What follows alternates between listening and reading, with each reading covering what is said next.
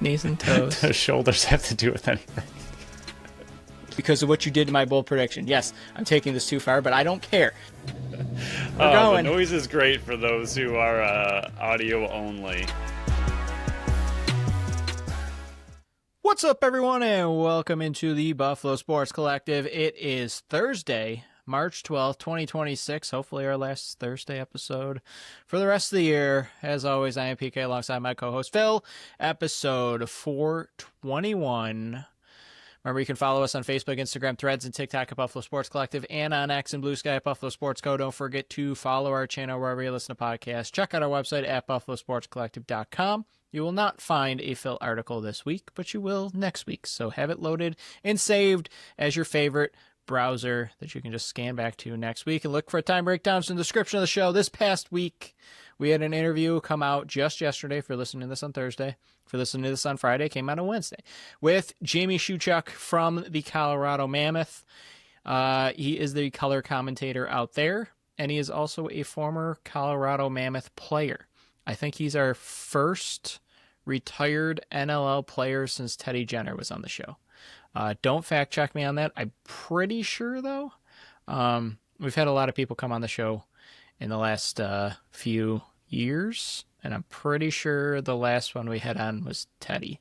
I'm not positive, though. I'll double check, and if I'm wrong, I'll admit it on the Monday show. Power rankings in Week 16 pick'em will be out on Friday. Remember, this is Thursday, and that's why we flopped those two dates. You won't be able to still vote, but as of this recording, which is at 6:19 on Wednesday, you can still vote. So sorry for spoiling it. You can vote in Week 17 if you're listening to this now. On today's episode, we're going to talk about possibly the greatest Buffalo Sabres game of all time. It was happening as we were recording. We got done recording, and you go, oh, it's 7-6. And I went, okay, I'm done. I'm going to go watch the final 8 minutes. And then the final 8 minutes were so good, and I kept seeing everybody say, like, this is the greatest hockey game in the last 20 years. So I'm like, okay, I'm going to stay up until, 11 o'clock when they replay it on MSG and rewatch it the entire time. So I was up until like 1 a.m. rewatching it, but I'll get into it in a minute. Colorado versus Buffalo preview along with the NLL trade deadline. Bandits last final second. They were only made one minor move, and then it came out of nowhere. Elliot Frickman, Ryan McMichael broke the news on the Loose Mesh live show, which was great. I pretty much had that on the background for the 4 hours it was on. But he broke the news that something might be happening, and then we didn't get the official news until like 4:30. But yeah, they made a decent sized move. And then Week 16 in the NLL. But we'll start with the Sabres, the game that was happening as we were recording. They beat Tampa, who was the number one team in the Atlantic. Now, not the number one team. 8-7. Doan had 2. Zucker had 2. Tuck, Carrick, and Dahlin were the other goal scorers. Dahlin was able to dodge some punches and finish the game. UPL, 22 of 28 saves.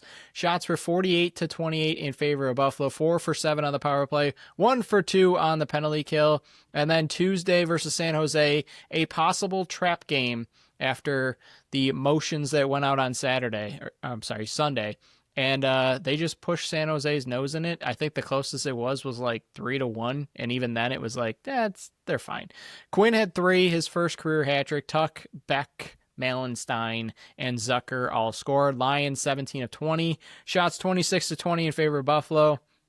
0 for 1 on the power play, put 2 for 3 on the penalty kill. Phil, December 9th, their record was 11-14-4.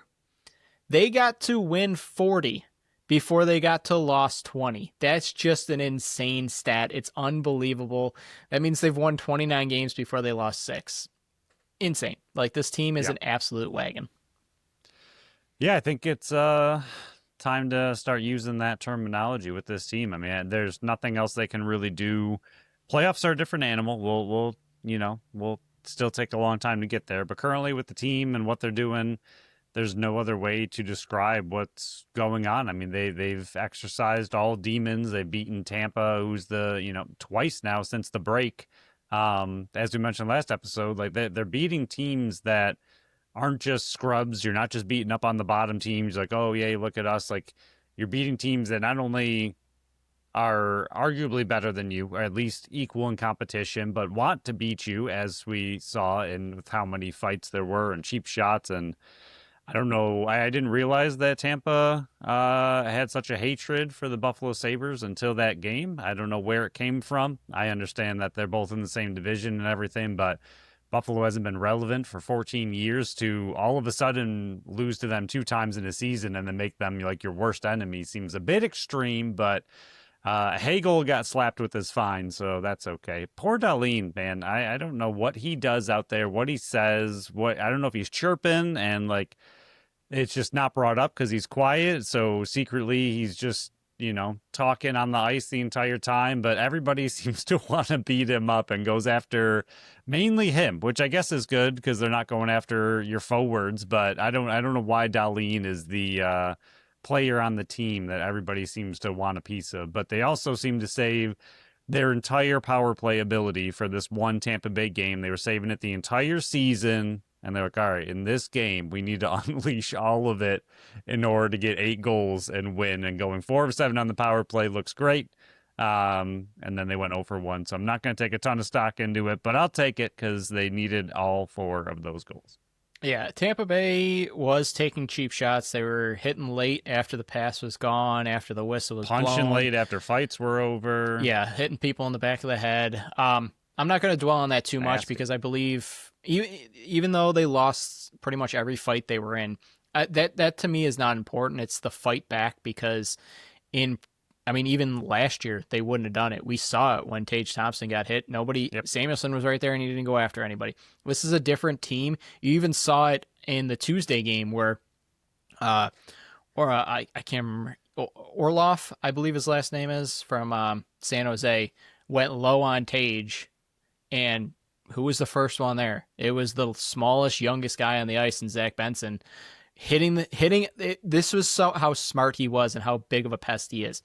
He knows he's outmatched by pretty much everybody on the ice, so he snuck up behind him, karate chopped him in the hands with his stick, and then jumped him. Like, that's just genius play by Zach Benson there. And to be the first one in there to see one of your top players, your assistant captain, getting hit like that, no matter if it was a clean hit or a dirty hit, that's besides the point. It was a hit low on a guy that went tumbling over, who is one of your best players on the ice. You go after the guy. And that's something that had been missing from this team for years and years and years. So I don't even give 2 farts if they lose every fight they're in. It's that they're sticking up for each other and sticking up for themselves. 2 more after that against There were 2 San more Jose? in that game as well. Yeah. But I think Stanley, and then Malenstein, both of them. Malenstein, but I feel like, to answer your question on why everybody's going after Dahlin and all that kind of stuff, is this team is just outskating everybody. I'm not going to say they have more talent than every other team, but they're using it better than every other team. And other teams are getting annoyed that they're just constantly being berarded. Like, there's not a single second of breath on the ice because the Sabres are just going after them over and over and over. So the other teams are like, the only way to stop them is to chop them down. Like, if you got a bully, what are you going to do? Knock him down a few pegs. This is what, like, the Sabres are the bullies of the league right now, and I love every second of it. I mean, they were skating circles around Tampa, and I understand that. You saying that Buffalo's out skating somebody consistently is just such a weird statement to hear. And you're still seeing, like, Tage Thompson skating all over the ice. I mean, what was it, 3 months ago? I was coming on this show and just going, like, he's not even trying out there. Like, he's looking to score the puck. That's it. And now he's back checking. Now he's hitting. Like, this team is a completely different team than it was even just 4 months ago.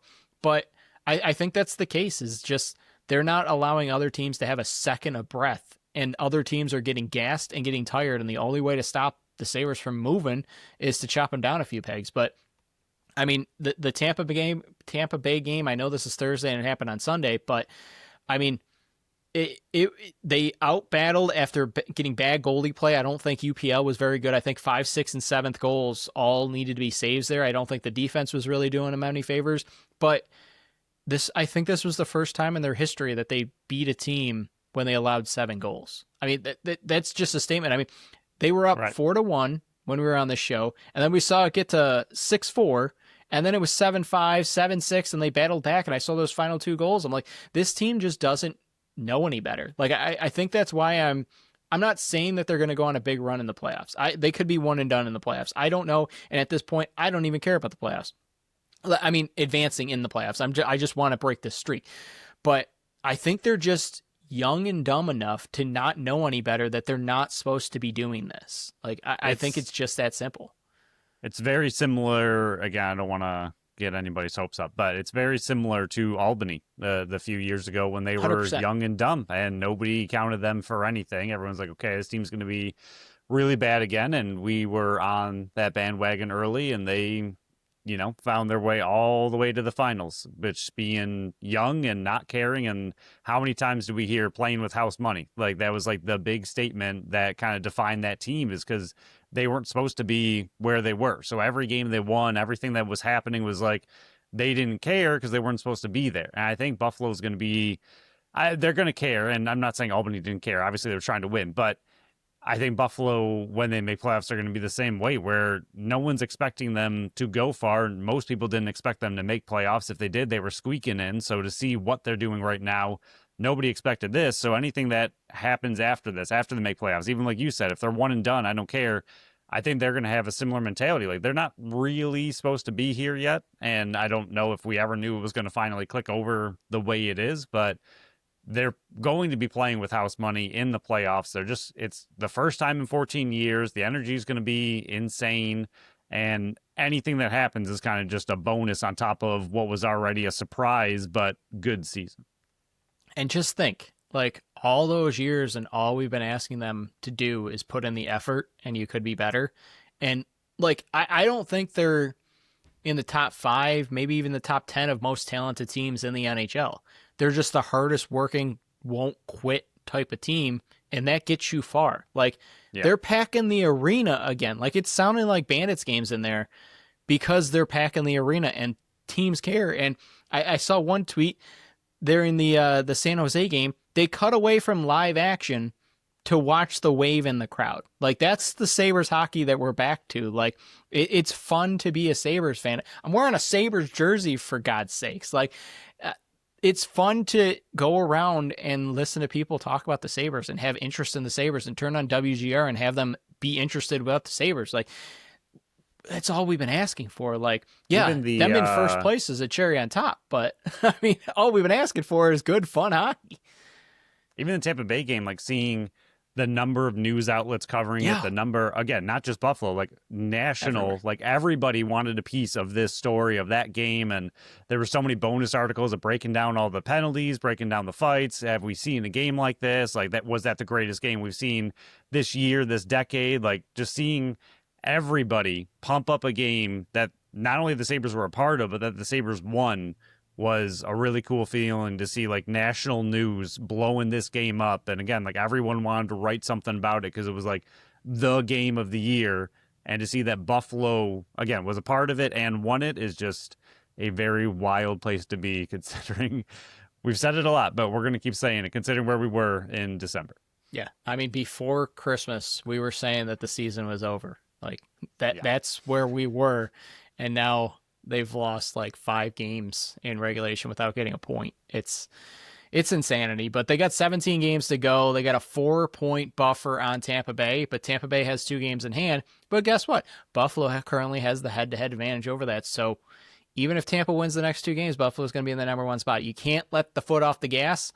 And I'm going to flat out say it now. Go for the number 1 seed in the whole East. You're 2 points back at Carolina. Yeah, they got a game in hand, but I mean, you're 4 points clear of 3rd place. You're 10 points clear of the playoffs. This team's making the playoffs. Like, unless they go like, I don't know, 6-11, even then you're probably in. Like, I don't see a way that this team's going to miss the playoffs with how they're playing, unless something absolutely catastrophic happens, which, knocking on wood, hopefully it doesn't. This team's making the playoffs. They're going to break the drought, and the Jets are going to be solo alone up in first. Like, Buffalo, if they had missed this season, they would have tied for 15 years, which the Jets are on right now. So they're going to break the drought. Thank God, because I it's fun talking about the Sabres. I know we mentioned it multiple times. You just mentioned on the last show. We were this close to cutting them off the show because it just wasn't fun to talk about negativity anymore. Nobody wants to listen to that. This is fun. This is fun to be a Sabres fan again. I stayed up till 1 a.m. rewatching a game that had just played. Like, I tried to watch it on ESPN Plus. It was blocked out, so it was like, no, you can't watch it. I was like, okay, I guess I'm staying up this late to watch it because everybody's saying it's this great. I'm not going to miss it. So, yeah, I loved every second of it. They got Washington home on Thursday. Then they got Toronto home on Saturday. We'll be able to watch both of those games because we're not recording on Thursday, and Bandits play on Friday. So it's going to be a fun double header to round out their home. And then they got a West Coast trip with Las Vegas, San Jose, LA, and Anaheim. They got Boston, Detroit, Seattle, New York Islanders. They're away at Ottawa and Washington. And then, Phil, April 6th, they're back home versus Tampa Bay. That game is one you're going to want to be in your seats for and watch because that one's going to be must-see TV before they round out the season Wednesday, Thursday with the Rangers and Columbus, respectively. Phil, let's move on. NLL trade deadline. We were told, and all the rumors we were hearing was it was going to be, there could be a flurry of deals, but they would be minor type of deals. You weren't going to see a big Christian Del Bianco deal. You weren't going to see a 4-team trade that we saw last year. It was going to be smaller moves because people are treating the next few drafts like gold. And we mentioned it. If that's true and nobody teams wants to move first-round picks, second-round picks should be the equivalent of later first-round picks if the drafts are that deep, and that's kind of what we saw. And it kicked off with Marshall King, who still needs a deal, but he moves from Las Vegas to Vancouver for a couple picks. Then Phil Caputo gets shipped out of Philly, goes to Ottawa for Longboat and a third. Then probably the biggest one that was made was Tyson Bell goes to Las Vegas for Casey Wilson, a 2026 first and a 2027 second, which I'm almost questioning this one. I'm sorry, I got that one all messed up. Tyson Bell with the picks go for Casey Wilson. I got to figure out this one again. I think I got it right. Yeah, because Tyson Bell goes for... Why am I messing this up? Phil's going to look. I'm going to skip that one. Blaze goes to Rochester for a 2027 second. I'm looking back at it, and I'm like, this can't be right because it's too much. Zach Young goes to Vegas for a 2026 second. Josh Jackson goes to Toronto for a 2027 third. Justin Sykes goes to Ottawa for a 2026 fourth and a conditional 2028 fourth. And then, it's the Tyson Bell one. I understand this one. Tyson Bell and a 2026 first and a 2027 second. That can be a third if Bell re-signs with Vegas for Casey Wilson.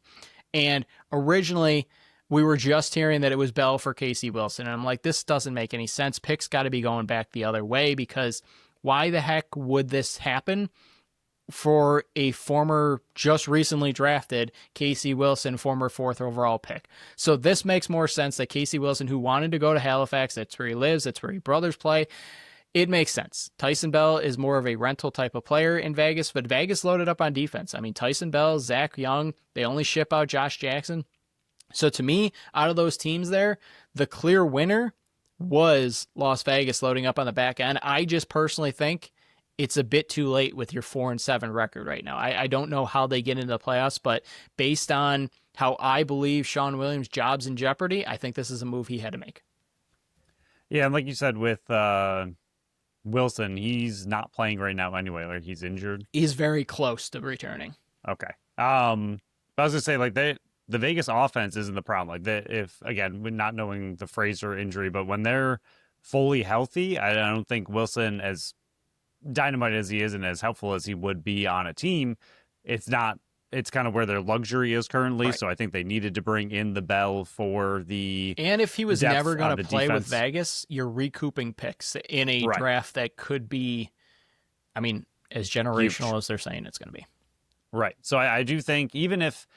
I like what Vegas did, essentially. Like, even if they don't make playoffs, I still think it's a good move. I know, like you said, it's a rental, but at the same time, I agree with you. I think they need to try to go all in with jobs on the line. So I like that they loaded up on the back end. I think their forward's fine. I think most people know that their forwards are quite good and have been doing a pretty good job for them. So for them to make a move like this, yes, it's big, but I really don't mind what they did. Like you said, I was not surprised, but I guess it was a very interesting, quiet deadline. Like you said, really weren't expecting too much, but what you say and what ends up happening can often be two different things. But this was a very quiet deadline. Like not much really happened. I think, like you said, everyone's really nervous and worried about giving up their big picks for the next few drafts. So, I mean, with that in mind, kind of we'll talk about this probably more over summer, but it'll be interesting to see the landscape change over the next few years if these drafts truly are, have this much influx of talent. It'll be interesting to see what the NLL turns into after the next few years. Obviously, those players need to play and get better and all that kind of stuff, but the next few years, not even just 2-3 years, but 4 or 5 years down the road, there could be a massive wave of talent coming into the NLL, and it could be really interesting. Yeah, I think it's going to phase a bunch of older players out or fringe players out. I mean, you've lost a couple teams in the last one team, two teams, right? No, Still. just one, 15. Yep.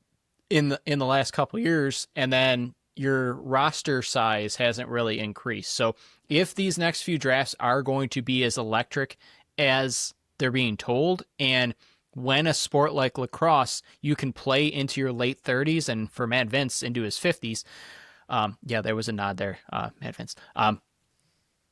I think that this wave of new players coming in, it's either going to force the league to expand or force the league to expand roster sizes. Like, you're going to have guys that should be on a roster that just can't crack a roster. You're going to see guys that get drafted in the second round that don't make teams. You're going to see guys that are former first round picks just a couple years ago not make teams because there's just not enough space. So the talent pool, to me, if these next few drafts are as electric as they should be and what we're hearing they're going to be, and don't listen to us because we're not experts in that territory, but I mean, I'm also saying it with a grain of salt here, because how many other sports have we heard this next draft is going to be filled with generational talent? This draft is going to be filled with generational talent. And then 4 or 5 years down the road, it just doesn't pan out. So that's why I'm saying if these next 3 drafts really do have as much talent as everybody's claiming it is, and they all pan out, a lot of players that should be on NLL rosters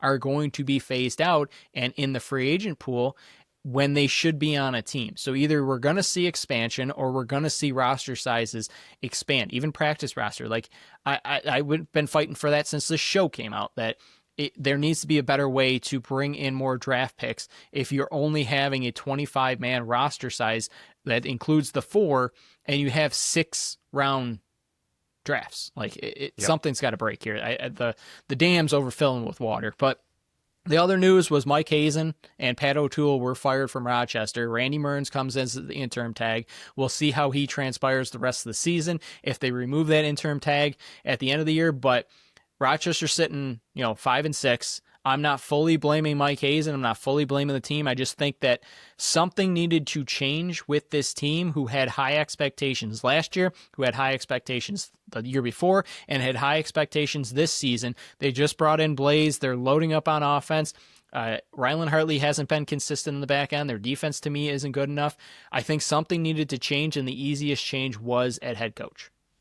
Especially with a new ownership group, Yeah. I feel like the pressure is a little bit more for them to produce. Not that it isn't under the old ownership group, but I feel like new team, new ownership, it's not their, I mean, how many times have we heard it? Like, it's not their coach. They didn't bring him in. So if they're not getting the results they want, especially, for their fan base, for the new team they just purchased, they're going to try to shake things up. So I think that's another big reason we saw what we did. But I think you were just calling for it last episode that something needed to change, because we were talking a lot about Rochester not living up to the expectations that we have for them year in and year out. And I think, we'll see how this all pans out, what this change actually means for the team. But I think Blaze is a good addition. I think you and I briefly talked about it. Just like, I was like, oh, that'd be a good player for the band after the trade had happened, because I didn't, we didn't expect a player like that to be available in a way. So, just thought like, oh, he'd be a good fit for the Bandits too. That's a good trade by Rochester. So we'll see how that affects their team, affects their offense. But like you said, I think it's the back end for them that is the concern. Hartley's been very hit or miss, and the defense is not living up to expectations either. So maybe a new coach can light some fire, but we'll have to see how that shakes out. Yeah, Philly, thank you. My bold prediction is looking so All much your safer. players. You got rid of The everybody. Bandits, though, they made 2 trades. The first one was Tyler Hendricks comes over from Calgary for a 2026 6th-round pick. He was a 2022 36th overall pick. He's a lefty transition player. 4 games out the back door this year with Calgary. No really big stats in his career. He's played in 18 games, 5-7-12, 36 loose balls, 7 caused turnovers, 4 blocked shots, and 22 shots on net. Really, the only time he ever played out the front door was a very brief time in his rookie season with Toronto. In 5 games, he went 3-2-5 with 12 shots on net. But the big trade went down in the very final hour, final second, was Joe Rezateris comes over from Philly for Lucas Nielsen and a 2026 second-round pick.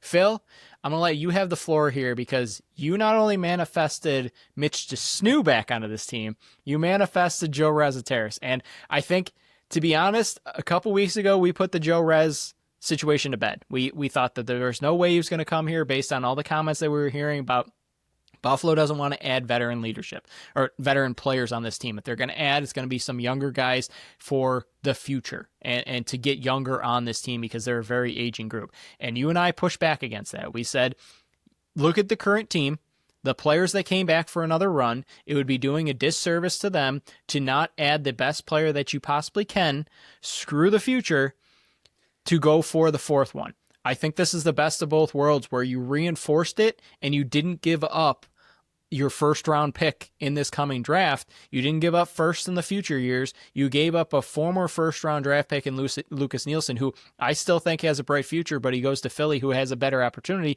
and hopefully a later 2026 pick, even though I think it's San Diego's or Calgary's. We'll figure out which one was actually sent to Philly. But, I mean, when you're thinking about it, they didn't really give up a ton considering what I think Philly was probably asking for Joe Rezateris.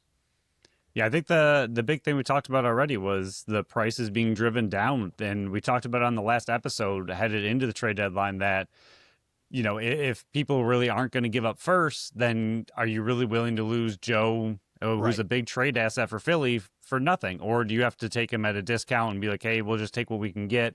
It's a bummer. And this is just it's a rough year for trading, as we already saw with the trades that did go down. But I think this kind of benefited Buffalo that the trade deadline prices were a lot lower because teams aren't willing to move their first for pretty much anything. So I do think it drove his price down. I think it drove his price to a spot that you and I are both very comfortable with what they gave up. I think it was a good deal by both teams. I think Philly gets a young righty and a good pick, and I think Buffalo gets a chance at a 4-peat. And I think I listened to Steve Priola's podcast. Go check it out a little bit. And even him kind of mentioning that, you know, Joe being sent in is the signal of, okay, we're going for it. Like, this is it. Like, you know, not that they necessarily weren't. It was all about that 2-game weekend. If they were going to go 1-1, if they're going to go over 2, if they're going to go 2-0, but just because they went 2-0 doesn't mean you can necessarily make a deal work to bring somebody in to give you that extra push. But Joe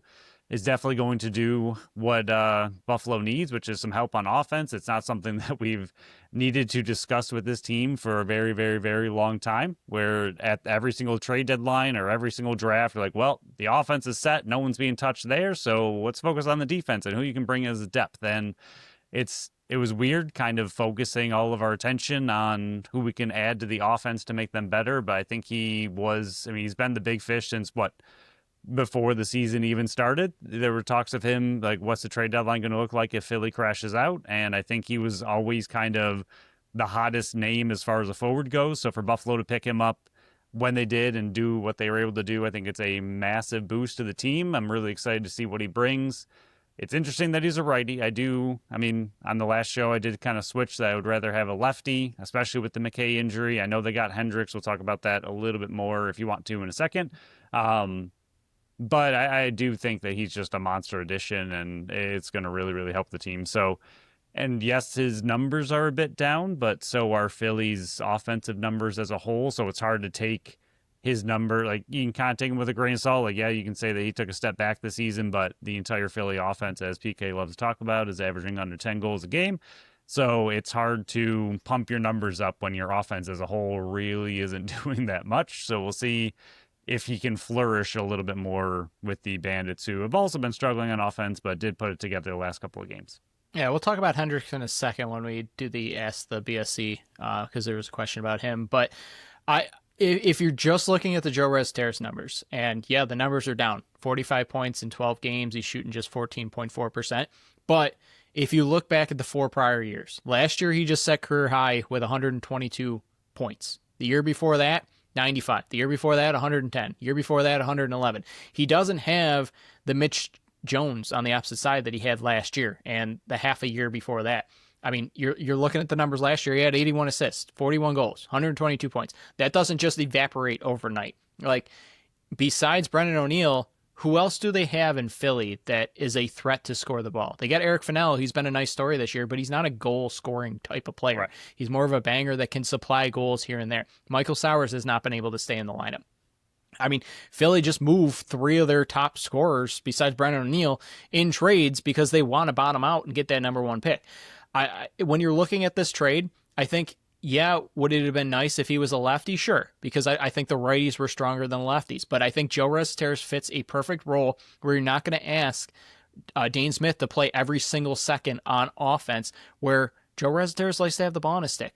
It's not a bad thing as long as Joe and Dane work together well. If they go in there and they clash heads, and not clash heads physically by like, hey, I want the ball, no, I want the ball. I don't think either one of them is going to do that. But I think if they can play off each other well, this marriage can work perfectly. We've been looking for a guy that can pair perfectly with Toke Nanticoke since Chase Frazier left. Can Joe do that with Nanticoke and do the pick and roll and the 2-man game over there? He can feed the ball to the other side. And when you have a Joe and a Dane on the same shift, and then you toss a Josh on the other side, that's scary for opposing offenses as long as he blends in well. I mean, he hasn't played here since 2015. That's 11 years ago. And he only played in 27 games, which I thought was crazy when I look back. I was like, I really thought he played more games here. But, I mean, I think this is going to be a perfect addition for the righties. I'm still worried about the lefties. They released Ryan Benesh because there wasn't enough room. He went on and signed an Oshawa, which I thought was shocking. I really didn't think he was going to... I couldn't figure out... I was trying to wrap my head around, okay, is he going to sign on with another team and have a chance at a title in his final year? And I just couldn't see, unless he was willing to travel, another spot. But he signs on with Oshawa and is going to mold some of those younger guys over there, which is funny because we were talking about Dawson Theet and Ethan Walker, and then they add another lefty over there to try to beat Philly this weekend. But I think that based on what names were actually out there and what names moved, I thought Joe Rez-Terrace was the biggest name that moved. He was the best name that moved, and he fits a position that Buffalo desperately needed on the forward group. So before we get into Ask the BSC, we're about halfway through the show, hopefully. Let's go over our sponsor of the show, Tap That Tap Room. Tap That Tap Room's at 363 Delaware Street in Tonawanda, New York. They are Buffalo's first women-owned South-Forward bar, featuring 30 consistently rotating taps, offering a variety of ciders, sours, beers, seltzers, and malt beverages. So Thursday, if you're listening to this on Thursday, get down to Tap That Tap Room. It's the Vintage Air Plant Terrarium. I always struggle to saying that word, but I nailed it that time, Phil. For some reason, that's not on their event page. That's where you need to get tickets, but head down there. I'm sure they'll let you in. You can buy a ticket at the door. But yeah, I've always wanted a terrarium. I've never bought one. I've always wanted to make one, and maybe I'll head down there because we have no recording on Thursday. Friday, 7:30, it's the watch party for the Buffalo Bandits. It's the best place to watch if you can't get down to the KeyBank Center, and from what I was hearing, it's probably going to be another sellout or very close to it. So tickets are going to be tough. If you can't afford tickets, go down to Tap That Tap Room. It's free entry. You can watch the game with a bunch of other Bandits fans. Game's on and the sound is on every TV. When you're there, you know what you're there for. Saturday, they're closed till 7 p.m. for a private event. And then Sunday, they are fully closed for the St. Patrick's Day Parade. I was going to don my my green stuff, but I'm going to wait till Monday to do that because St. Patrick's Day is on Tuesday. But find out what else they got coming up. Check out their event page. Find out what's on tap and what's on deck. Check out tapthattaproom.com. Phil, as we've been doing the last couple weeks, because PK over here remembered, we put out a story on Instagram, a tweet, whatever you want to say, to ask us questions or send us comments or thoughts on the upcoming game for the Buffalo Bandits. Last week, we asked you. This week we're having you ask us again. Ask the BSC. It's a fun topic, fun segment that we introduced this year. Kind of stole it from some other podcasts, but too bad, so sad. We changed the topic, so you can't sue us. This week we had 3 entries. 2 from listeners and 1 from somebody sitting here on this podcast. The first one came in from Tim. Do you think these moves, plus the recent success of this team, will be enough for a playoff run? To me, there's a lot of things that come into a big ifs. There's a lot of ifs here. McKay health is number 1. If he's out an extended amount of time, that lefty side is very scary because there's really only one goal-scoring type of player on that side. You got Scanlon, but he's a water bug, and then Hendricks is probably playing out, and we won't talk about him much more because there's a question coming up about him. But he's my number 1 for me. The offensive depth, it needs to remain consistent. I mean, I know you added Joey Rez, but we talked about how he's going to blend into this offense. Byrne has to be continued to be fixed. Like, we can't fall back into the stretch of games where Buffalo was losing and the offense was struggling and Josh Byrne wasn't producing. The defense needs to hold up. I mean, they're facing Colorado, which we're going to dive into in a second. This defense needs to continue to do what we've been seeing them do the past handful of weeks. Vancouver, they were able to lock down. Saskatchewan, Toronto. We need to see that same type of performance on the back end. Vince needs to be Vince. And then, yes, I mean, I think they can, but this is the first year where I've actually thought, like, a lot of things need to fall in place because of what we've seen so far this year, that if all those things check off, I think this team is as good as anybody else to make a run at the 4th straight title. I think if everything falls into place, yeah, they can win a 4th title. They can be a threat in the playoffs. Even if they're an away team, who's going to want to face this team in a one-and-done type of playoff situation? So if a lot of things fall into place, 100%. But, I mean, when they do and if they do, this team is as good as anybody else out there. Yeah, I think the room for error is much smaller this season than it has been in the past. I think in the past, you've either had the defense step up, the offense step up, a blend of both. You know, like if one wasn't there, you could depend on the other. If the other wasn't there, you could depend on, the offense. If the defense wasn't there, defense. If the offense wasn't there, Matt Vince to lock everything down if no one was there except him. This year, I think they need every aspect of their game to be going pretty close to perfect in order for them to actually pull out the big wins. I don't think they can really have the offense fall asleep and come up with a win, the defense fall asleep and come up with a win. Like, it has to be a full team effort this year in order for them to have a win, especially against the tougher teams like Vancouver, like Saskatchewan. I think they just proved to themselves and the league that they can still beat a number 1 team in the league, that they are still there. They have the talent. They can do it. But again, I think it takes everything they have with pretty much no room for error, just no aspect of the team can really take a shift off or a night off and still win a game. Whereas I feel like in the past, they had enough talent and they had enough ability to overcome some deficits if it happened in a game. But now I think it really does have to have every single aspect of the team fall into place. If it does, then I agree. I think they can hang with anybody, especially with the additions they made at the deadline. I think they can keep up and compete with anybody in the league. But if one aspect of the team takes a shift off or a night off, I think it's much harder for them to hold that game together and still come out with a win. Fully agree. Next question comes in from our friends Teddy and Pat over at OTCB Podcast. Go check them out. Off the Crossbar Podcast.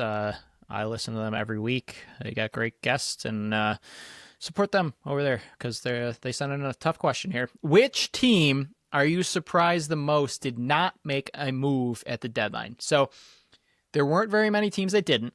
It was Saskatchewan, Colorado, and San Diego. And I think the obvious, and I was trying to not pick the obvious answer, but it seems to me it's the only answer. It's San Diego. I mean, Saskatchewan's still sitting at the top. I know they lost back-to-back games a couple weekends ago, but both were in overtime against very desperate teams in Buffalo and Rochester.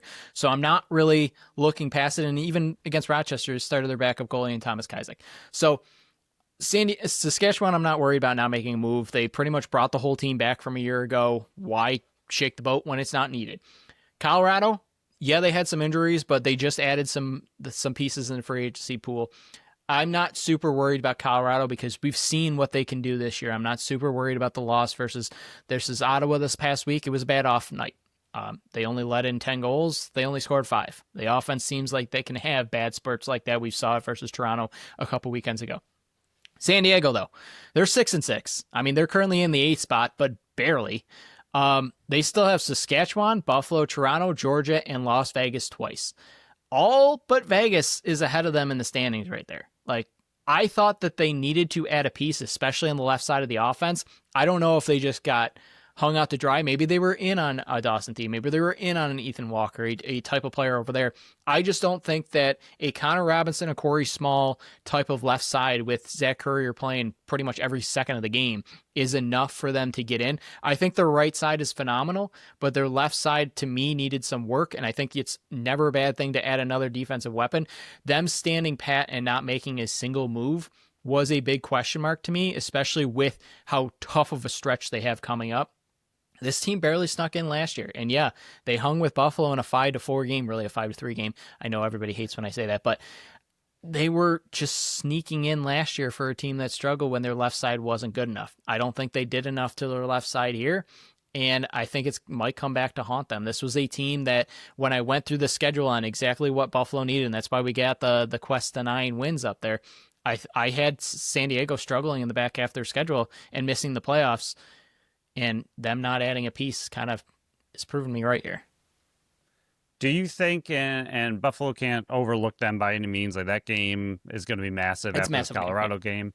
But do you think, I know you never like to see this, it's something the Sabres have done for a long time, but do you think they just don't believe in their chances to keep up with the Vancouver, with Colorado, with the Rush, or with the Bandits this season, where again, we keep bringing it up because everyone else keeps bringing it up. These drafts coming up, do you think maybe they, like you said, were in on talks, but it's simply a fact of the prices were too high. They don't want to jeopardize their future, and they have some great young talent on the team right now that maybe they're focusing more on the future than they were this season. And they're like, hey, if we make it in the playoffs, we make a run, that's great, but it's too pricey right now to make a move, and maybe they just don't fully trust in what they currently have as far as giving up future draft picks that could benefit a young team, which a lot of their players are. Asking a question on a question, Phil. I like it. But yeah, I'm not doubting that they were. San Diego is just the answer, like you said. Yeah, I fully believe that they were in conversations.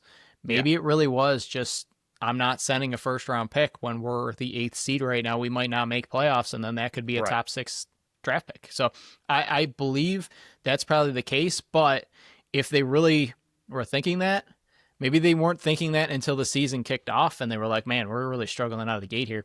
But if they were going into the season thinking that, why would you add a Corey Small? Why would you go and trade for a Connor Robinson? So I think that they probably tried to. Maybe they got priced out. Maybe they were in on a Joe Resetarys, even though he's a righty, so maybe not. But maybe they were trying to get a Blaze, but Blaze couldn't really go out there. From what I heard, Blaze is moving back towards the Rochester area, so that makes more sense for him. So maybe there just wasn't a trade out there available for them, which seems like it is. But I think where you're at right then, if you're really trying to make playoffs here, because Pat Merrill, I don't think is going anywhere, but this is multiple years in a row with him behind the bench and making the trades and the additions for this team that they're coming up short. So I think clear and obvious answer, sadly, is San Diego. I was trying to be more creative for the guys at OTCB, but I couldn't do it. Yeah, the only thing with Colorado, I'm surprised they didn't add any depth or anything. I think that's the only thing you would have liked to see with them. Obviously, they're flying high, they're doing well, but it's a team that's been beat up a lot over the last few years. They know all about injuries. So I think the only thing I'd be surprised with, or was surprised with them, is that they didn't try to add something depth-wise on the offense or defense just to, kind of take over if they have any injuries. Obviously, a lot of their pieces can't be replaced, but I was just a little surprised to see that they didn't add any kind of depth for, especially with where they're sitting. Like, it's something that we've seen Buffalo do every single year for the most part. We'll get into that in a second.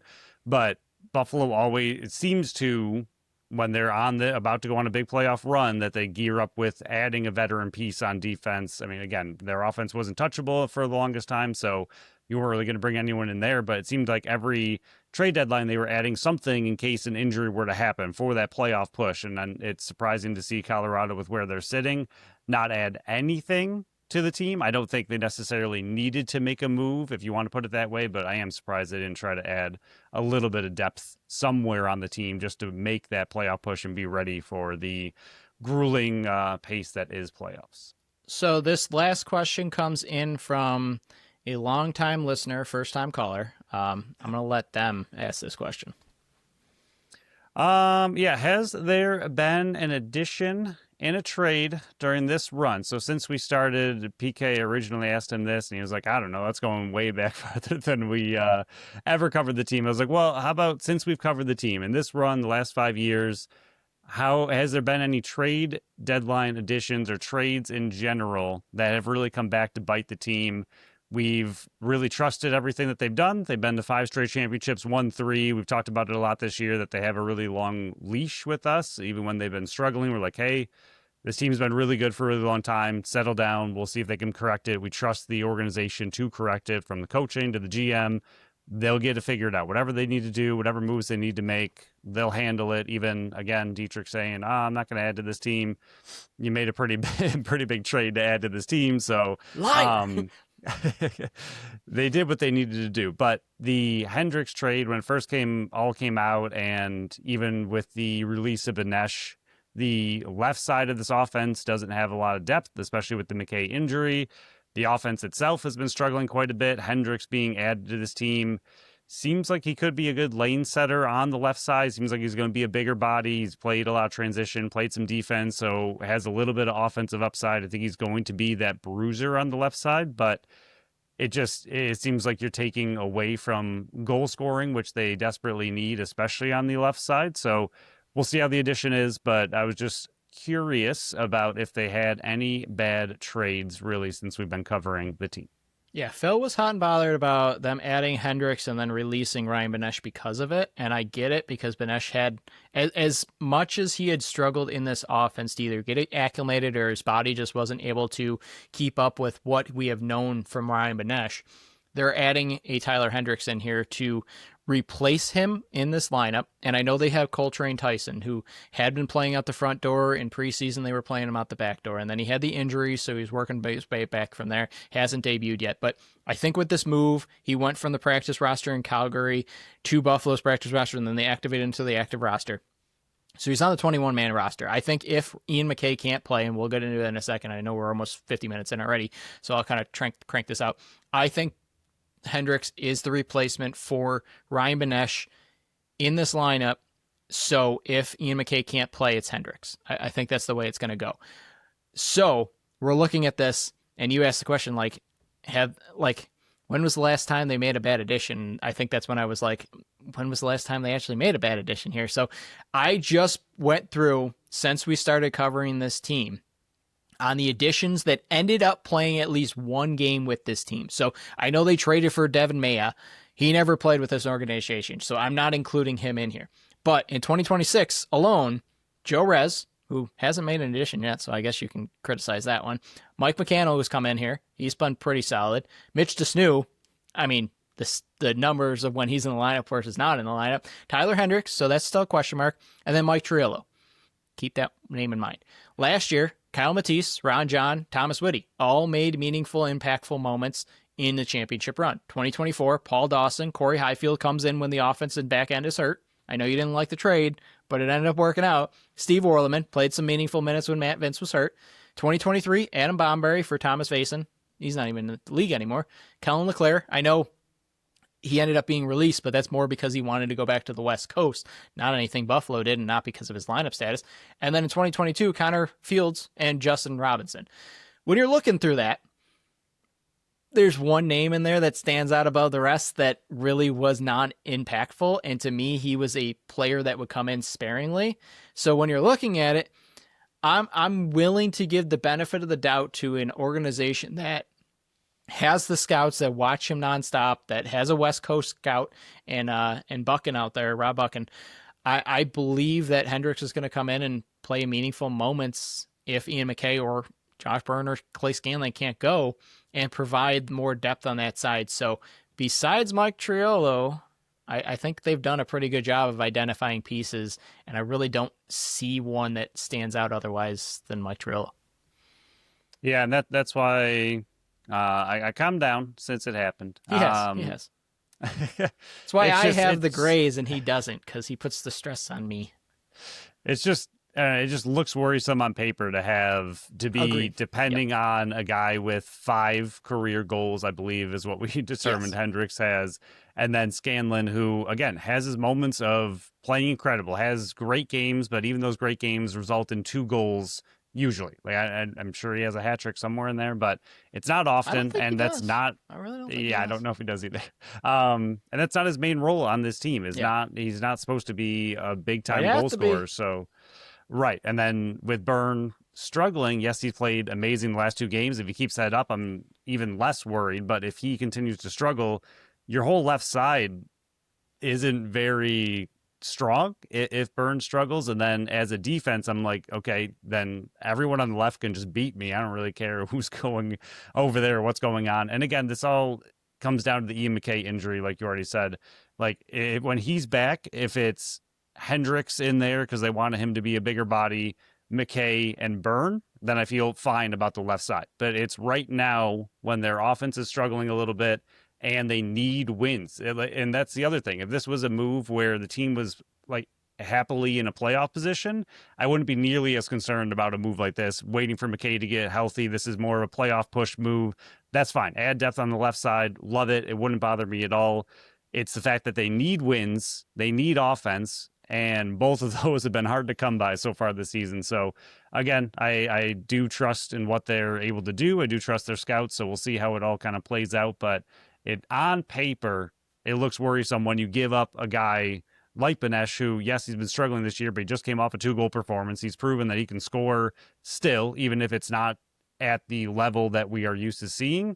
And obviously, he's one of the best goal scorers in league history. So, yes, he's taken a huge step back, but you know that he has the ability to score and can score in bunches if he, has a great game. Hendricks has 5 goals to his name his whole career.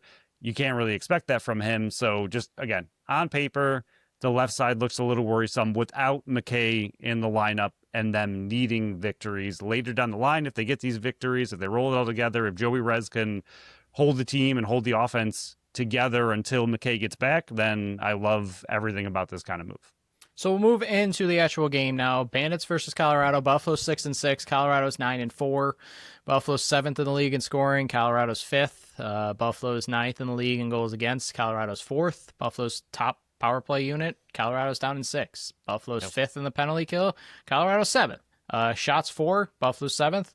Colorado's 6th by .02 of a difference. Shots against. Buffalo's 3rd. Colorado's 11th. So that's the biggest discrepancy there, but to me, this is game 2, so we don't have to dive too much into the numbers and the stats and the players, especially since we're already 53 minutes in.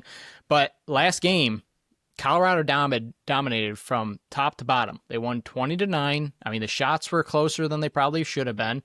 Colorado dominated the faceoff dot. It was 4-0 after 1. It got up to 6-0 with 11:01 left in the second. It was 12-4 at half, so it was pretty much done. You had Evan C. come in and relieve Matt Vince twice and then played the whole second half. And it was 7-6 after 3. So they scored 3 goals against their backup goaltender who made 15 saves. Like, it when you're looking at the numbers, though, like Nanticoke had 5 points. McKay had 4. Benny had 3. Byrne had 4.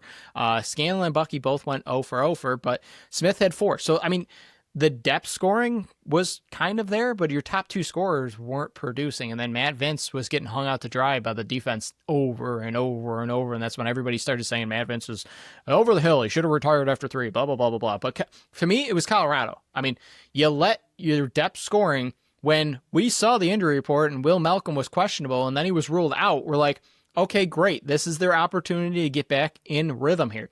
Then you had Saris go off for 7. You had Hannah go for 9. Q scored 7 on you. McIntosh scored 4 with a 5-point night. Chester 1, 2, and 3. Vela 1, 2, and 3. I mean, Knock had 3 points. Edwards had 3 points from the back end, and Gillis had 3 assists. Like, you let so many players go off on you when we pretty much said, okay, you got to buckle down on Hannah and Q, and make the depth scoring. They allowed Hannah and Q to go off on top of the depth scoring. So hopefully, looking back at what we saw in game one, can make a difference on top of not having Mitch DeSnew in the lineup, I think is going to be a big factor. So when we're looking at the forwards here, they're not going to have Thomas Vella. He's out. When we talked to Jamie Shuchuk, he said it's more of a long-term thing. They bring in Nathan Grennan, who's pretty much word for word a poor man's. I'm not trying to make that an insult, but he does the same type of thing as Thomas Vella does. You have Andrew Q and Will Malcolm on the left-hand side. You have, for the righties, it's Jack Hanna and Braden Saris is your second, and then Dylan McIntosh is your third. So really, it comes down to lineup decisions here. And if McKay is back, I believe Hendrick is probably going to be one of the healthy scratches. Then it comes down to, is it Mike McCannell, is it Whitty, or is it Zach Belter? And we have no idea, because every time we make a decision that we think is the right one, they think otherwise. DeSnew wasn't in there. I mean, to me, it comes down to, you got to control the depth scoring, because Cyrus went off for 7 points. McIntosh went off for 5. You had Chase Chaster with 3. I already went over all these numbers, but they did all that without Will Malcolm. I think you need, the key to this one is if you limit Q to 5 or less points, that's a successful defensive showing for the righty defenseman. Then it comes down to, what do the lefties for defense do? So really it comes down to, can you limit Colorado's offense that can pop, but as we just saw versus Ottawa, who to me doesn't have as good of a defense across the league as a lot of other teams, they held them to 5. So if you're able to control what Colorado's offense does, because we know they can have off nights, then it comes down to, can your defense rebound to what it was an embarrassing showing last time you faced Colorado in Colorado? Yeah, I think we've seen the defense change quite a bit since then. I think especially these last 2 games where they held Saskatchewan, the best offense in the entire league, to, you know, what they were able to hold them to in a very tight game. I think we saw the defense switch on how they were attacking things. It seemed like once again they were packing things in a little bit more and playing a different style of defense than they were the few games before that, where Vince was just getting hung out to dry every 3 seconds on a big crease dive or crease move and kind of looking around like, what is going on? And against Toronto, I think we saw the same thing. And Toronto just had a great game against Vancouver. So you can't say like, oh, Toronto's offense is nothing. They just showed up Vancouver and scored in a big way.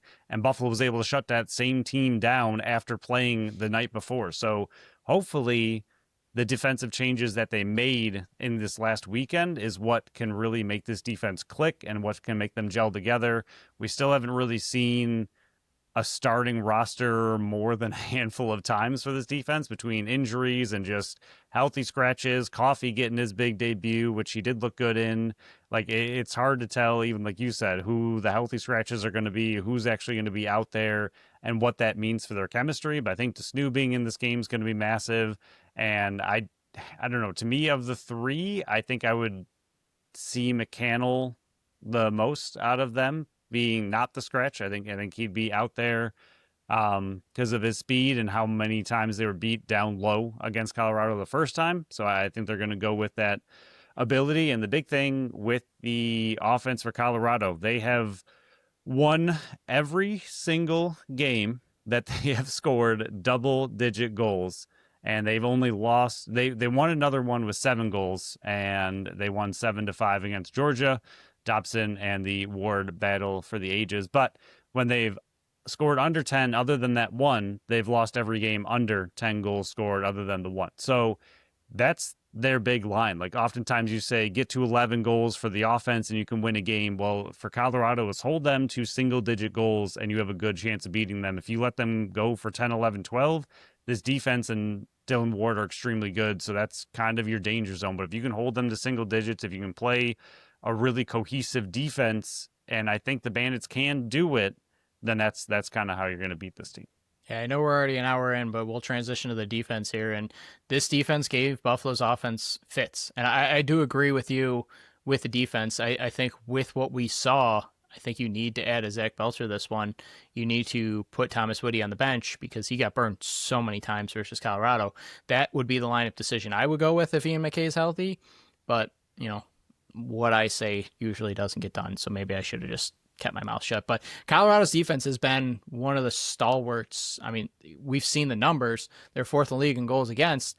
It's not just Dylan Ward. It's the defense in front of him. And I asked Jamie Shuchuk who would be the X factor for Colorado, and this is what he had to say. I mean, I got to go with my guy Jordan Gillis. Like you watch him play defense. He's so athletic. He's so fast. I mean, you see him with the Under Armour shirt after the game, and it's like just bulging out. He's like just jacked, and he's so strong, and he's such a competitor out there. I specifically watched them last night. When he was on Jeff Teat, and just how aggressive he was when Jeff Teat didn't have the ball. And then when he did have the ball, there was one play that sticks out to me kind of late in the shot clock, and Teat got it, and Gillis was just all over him. He's got great feet. Sometimes he may extend out a little bit too much, and that's when he does get beat. But, I think he's a guy that's just been steady in that back end for many years for the Mammoth. Another local kid, married, bought a house, has a kid now. We actually work together, so I'm going to be a little biased there. But just knowing him personally and what he brings to that locker room and what he does on the floor, I think doesn't get noticed as much. So I know this year we haven't talked about the opponents too much, and that's why these interview series are so important for people to listen to if you want to know more about the team. And we've been focusing more on the Bandits. But when you're looking at this defense, they were so physical and so aggressive on Buffalo's offense, and it was so tough for any Buffalo Bandit to get open, and they weren't getting to the net. And when you're looking at this Buffalo's offense, is McKay good to go? Like, that's the number one story going into this one on a storyline, besides just you need to get the win. If not, I think it's Hendricks. And I would be interested to see what this offense looks like with a bully on the right or left-hand side, because we haven't seen that this year. They haven't really had a bully. I mean, McKay and Benny have done what they can, and Scanlon's been doing what he can as well. But I think Hendricks adds that size to the left-hand side that I think unlocks the Josh Byrne. I mean, they're going to need to, get Ward to move to his left, to his right, to his left, because he's placed so far out. Buffalo's had struggles against Dylan Ward in the past where they just can't beat him. I think the best way to do it is the crisscross passes from one side to the other very quickly to get those open shots. Byrne and Smith, to me, they need to both have 7 and 8 point nights. Like, if they're not, I don't think this team's going to be able to beat Colorado. Their depth needs to put in 6 or 7, and in those 6 or 7, they need to get a couple in transition. I think personally 13 is going to be the number to win it. And I think the last one is, how does Joey Rez look in this offense? Because they did get him on Monday, so they've had the full week to transition. I know he's not going to look perfect. I know there's going to be a lot of catching up to do, but it's better than getting him on a Thursday or a Friday. So if they did have practice this week, and hopefully he was able to get to it, I think that's the best option for him, because I know when Mike McCannell came in, he didn't get an option to practice with the team because he got canceled. But I really think the number for this offense is going to be 13. Yeah, I think another big thing to watch, and I know you already mentioned Byrne, but we did see Byrne have that swagger back, have his shot back. He had a monster weekend last time they played, and I think it'll be interesting after a week off what Byrne comes back. Do we get the Byrne that can start putting in 3 goals, 5 assists, and for 8 point nights like we're kind of used to? I know that's a lot to ask for a player, but he's one of those players in the league, and that's what Buffalo's offense needs from him moving forward. So is he going to be the old Josh Byrne of last year, or is it going to be the Josh Byrne of, just a few weeks ago when he was struggling? Yes, 7 assists is amazing, and all those assists were really good, but Buffalo needs goals out of a player like Josh Byrne. So it'll be interesting to see which Byrne comes out, especially against a Dylan Ward type goalie who's very good from the outside. Yes, you can kind of sometimes sneak a long shot past him if his angle isn't perfect, but he's way at the top of the crease. He's very good at those outside shots. Buffalo's going to need to find a way to the inside. I think they did a much better job against that, and better than I expected against Toronto. I think they were doing a good job getting inside and finding those pick and rolls, and everybody kind of working their way to the inside, including Josh. So that's going to be a huge key for them, is finding a way, like you already mentioned, to get inside, and maybe the pick and rolls are the way to do it. But it'll be interesting to see what Josh is out there and how willing the Bandits are to go and get punished and get to the inside, because if they're sitting outside taking shots, and if they get up to 60 shots, but they're all from the outside, that's not going to do anything against a Dylan Ward. Yeah, this offense has to be quick moving. The power play, they pretty much have to do what they do on the power play. Quick passes, move it around. The ball can't get stuck in anybody's stick. That's the only way you're really going to beat Dylan Ward. But everything I'm saying, they've faced Dylan Ward how many times since the COVID season is over. So they got the buck on him, but he's got the buck on a lot of these guys. But Phil went over the players, went over the situations. If you want to know more about Colorado, I mean, we've already played them once. Buffalo's already played them once this year. But you can also go listen to the interview with Jamie Shuchuk. He goes more in depth about some of the Colorado guys and about the matchup itself. But Phil, what is your prediction for Buffalo versus Colorado on Friday night? Buffalo is 1-0 in rematch games when they lose the first of two in a matchup series this season. Yeah, this is going to be, again, at my math, I'm trying to look and see if I'm right. This is going to be the first game Colorado drops all season where they get to 10 goals. They're going to lose. Buffalo's going to win 12-10. 12-10 victory. So you stay true with Pick'em. W. Sorry, I'm going to spoil the Pick'ems here. I have them losing. Originally, when we did the whole Pick'em stuff a couple weeks ago, I had Buffalo saying that they need to beat Colorado. I don't think they need to beat Colorado, but it would definitely help. It would be nice. I'm going off history that 20-9. I don't expect them to lose 20-9. I'm not predicting them to lose 20-9, but that number is still in the back of my head because they did not look good whatsoever. I know it was a road game, but that was in the 4-game losing streak that they had. It's just, I know they're winners of 3 of 4. I know a couple weekends was big when they beat Saskatchewan and Toronto on the same weekend. That saved their season. But Colorado's a really good team for a reason. Their defense seems to be able to limit what Buffalo's got. 3 of their 9 goals were against when Whittam was in, and he went 15 of 18. So I have Buffalo losing 12-11. You gave the stat that Colorado is undefeated when they score over 10 goals. I do not think Buffalo's going to be able to limit Colorado to under 10 goals, but I've been proven wrong by my 13-9 prediction of losing to Saskatchewan, so maybe I'm wrong again. I got them losing 12-11. Buffalo had to play Colorado off of a bye both times this year. Fun. I was just thinking back. I was like, oh, they're also coming off a bye, which they historically don't seem to do very well against. I was like, wait, didn't I say the same thing against Colorado the first time? And I did. So, yeah, Buffalo had to play Colorado twice off of a bye. So we'll see if they learn from their first mistakes of playing off a bye. Last time was away, though. This time's home.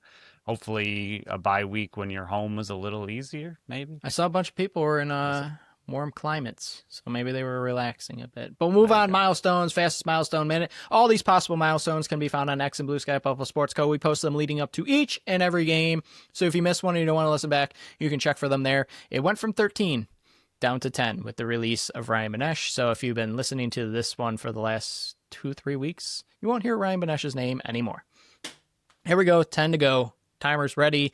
Dane Smith is 3. Oh, I'm going to start over, Phil. Restart the clock. Okay. Dane Smith is 3 points away from 1,300 for his career. He would just be the 8th player to reach that mark ever. Steve Priolo is 4 penalty minutes away from passing Jeff Schneider for 7th place in NLL history. I'm doing bad so far. Cal Buchanan is 3 goals away from tying Chris Cloutier for 9th place in Buffalo Bandits history. He is also 2 assists away from tying Troy Cordonley for 10th place in Buffalo Bandits history. Dane Smith is 2 cause turnovers away from tying Kevin Brownell for 3rd place. Josh Byrne, for the 13th time, is still 1 cause turnover away from tying David Brock for 10th place in Buffalo Bandits history. Matt Spanger plays on Friday will be his 100th career game. Token Nanakuk is 5 points away from 200 for his career. Mitch Snow is 9 loose balls from 1,300 for his career. And last one, Connor Farrell's 33 faceoffs away from tying Rich Kilgore for 2nd place in Buffalo Bandits history. Nailed it with 20 seconds to spare. Wow. Okay. I could have went a little bit shorter, but this is fastest milestone minute. I got to go quick. I had an off week. Like I had a bye week last week, so I'm going to blame the bye week. I like that you, I know 1,300 was a little tricky, but you briefly paused at just 13. If he was 9 loose balls away from 13 for his career, it'd be really funny for Mitch Desnew. And Josh Byrne, if you could just do us a favor and get 1 cause turnover for some time this season, that'd be fantastic. It's just a tie-in, too. Get 2. It's true. He's still on it. Yeah, you need 2. Spanger, honestly, that's huge. He's had a lot of injuries throughout his career that have seen him miss entire seasons. So for him to get to his 100th game played, that honestly is really big, and injuries are never easy to come back from. Not only to have to work your way back up into NLL playing shape, but that team hasn't already moved on as well. So huge congratulations to him if he does get in on the game on Friday to play his 100th game. So we got 6 games to go over. We're going to do it Friday, 6:30, 7-5 Toronto, 5-7 Halifax, we both took Toronto. What's your number one thought for this game? Halifax has to play like their playoff lives depend on it, and Buffalo needs them to win. Yeah, and Halifax is struggling because Randy Stotts ain't going to play, Max Wilson ain't going to play, Tyson Bell Nick got Rose traded. back in net. Put all your money on Toronto. Friday, 7 p.m., 3-10 Philly, 3-10 Oshawa.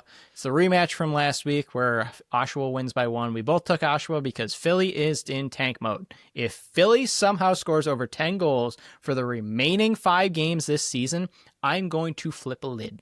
They should not be able to do that when they sold their whole offense, Phil.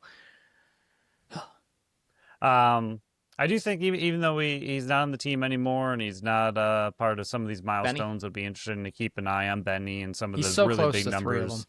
Right. Some of the really big numbers for NLL history kind of things that he needs to still achieve. So hopefully through Oshawa, he can find a way to hit those numbers and end his career on a big high. Saturday, 7:30, 9-4 Vancouver, 8-4 Georgia. This is the number 1 game of the week to me. You took Vancouver. I also took Vancouver. Phil, what's your thoughts on this one? This is a monster game. I'm actually really excited for it. It'll be interesting to see how Georgia holds up against a Vancouver team, which is, to me, a little bit more complete. I think Georgia's a little bit defensive heavy and Dobson heavy, but that has worked for them all season long. So it'll be really interesting to see how they can contain a Vancouver team and if their offense can do enough to score. But I think it's going to be a low scoring defensive battle. But in general, I think it's a really good sticking point for where Georgia is as a team as well. But Toronto also just took care of Vancouver. So maybe it's a big game for Vancouver also just needs a good win. Yeah, I'm going to do all the things that we do in the last couple weeks and which team you're rooting for.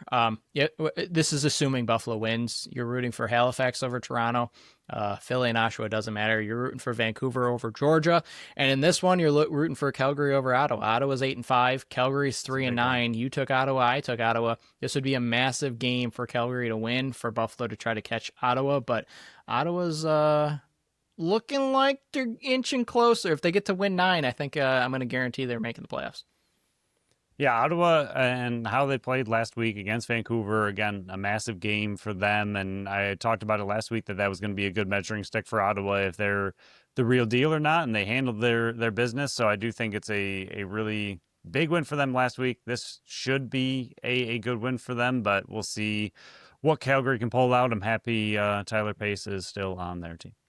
Yeah, now that they extended Eli Salama, that franchise tag is just sitting there waiting for him on the couch. Saturday, 9 p.m., 6-6 San Diego, 10-3 Saskatchewan. You're rooting for Saskatchewan in this one. We both took Saskatchewan, so we're expecting it. Phil, what are your thoughts on this one? Yeah, this should be a good bounce back for Saskatchewan. They have been struggling a smidge of late, but they're perfectly fine. Bunch of But losers San on a Diego, 2-game losing streak. Yeah, pretty much. San Diego needs this win. I think that it's not a must win for them by any means. They still have some time to do some things, but like you said, their schedule upcoming is brutal, and Buffalo needs them to lose. I don't see them pulling this one out. It's going to be a very, very tough game for them.